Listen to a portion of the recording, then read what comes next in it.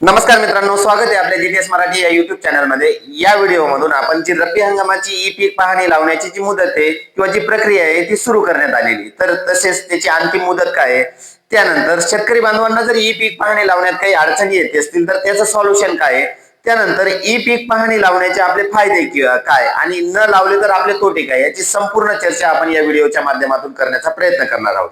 तेव्हा तुम्ही जर जीटीएस मराठी या युट्यूब चॅनलवर नवीन असाल तर जीटीएस मराठी या युट्यूब चॅनलला सबस्क्राईब करा आणि माहिती आवडल्यास इतरही आपल्या शेतकरी बांधवांपर्यंत हा व्हिडिओ शेअर करा आणि लाईक कमेंट करायला विसरू नका मित्रांनो। चला आपण या व्हिडिओच्या मूळ मुद्द्याकडे येऊया। जसं आपणास माहिती आहे की या वर्षी अतिवृष्टी आणि पूरस्थितीमुळे जी खरीप हंगामाची जी ई पीक पाहणी आहे ती साधारण 30 नोव्हेंबर पर्यंत देण्यात आलेली होती। म्हणजे मुदत वाढवत वाढवत 30 नोव्हेंबर त्यांची अंतिम मुदत ही देण्यात आलेली होती आणि त्या पाठोपाठच लगेच आपल्याला रब्बी हंगामाची ई पीक पाहणी सुद्धा लावण्याची मुदत ही देण्यात आलेली। त्याआधी आपण जी रब्बी हंगामाची ई पीक पाहणी लावण्याचे फायदे कोणते आणि न लावली तर तोटे कोणते ही माहिती आपण या व्हिडिओ मधून बघूया।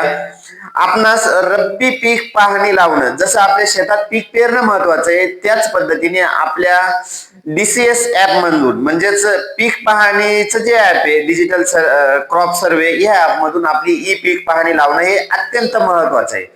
आपल्याला ई पीक पाहणी असेलच तरच आपण आपल्या पिकाची हमी भावाने विक्री करू शकतो। त्यानंतर ई पीक पाहणी आपल्या क्षेत्रावर जर असेल तरच आपल्याला बँकेच्या ज्या सुविधा आहेत म्हणजे कर्ज वगैरे तर त्या मिळू शकतात आणि दुर्दैवाने काही नैसर्गिक आपत्ती जर आली तर त्यावेळेस आपण सरकारकडून त्याची नुकसान भरपाई मिळण्यास सुद्धा ई पीक पाहणीमुळेच ही मदत होते।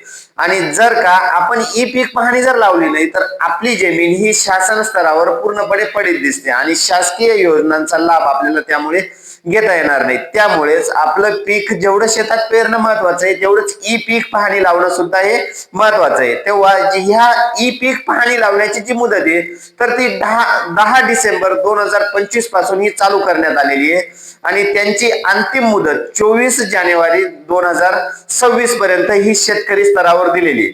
शेतकरी स्तर म्हणजे काय तर शेतकरी बांधव स्वतः आपल्या मोबाईल मधून आपल्या पिकाची ई पीक पाहणी हे नोंदवू शकतात आणि अशा परिस्थितीत सुद्धा जर शेतकरी बांधवांना आपल्या ई पीक पाहणीची नोंदणी ही 24 जानेवारी पर्यंत जर करता आली नाही तर त्यासाठी शासन स्तरावर म्हणजे प्रत्येक महसूल मंडळात तलाठी सजेतील एका सहाय्यकाची नेमणूक ही करण्यात आलेली। तर आपल्याला 24 जानेवारी ही शेतकरी स्तरावरील अंतिम मुदत आहे, म्हणजे 25 जानेवारी पासून तर 10 मार्च पर्यंत आपल्याला सहाय्यकामार्फत आपली ही ई पीक पाहणी लावता येणार आहे। तर आपल्याला सहाय्यक म्हणजे काय हे बऱ्याच लोकांना माहिती नाही, तर सहाय्यक म्हणजे काय, कोणाला कॉन्टॅक्ट करायचा किंवा कोणामार्फत आपली ई पीक पाहणी लावायची यात सुद्धा बऱ्याच शेतकरी बांधवांचा गोंधळ होता।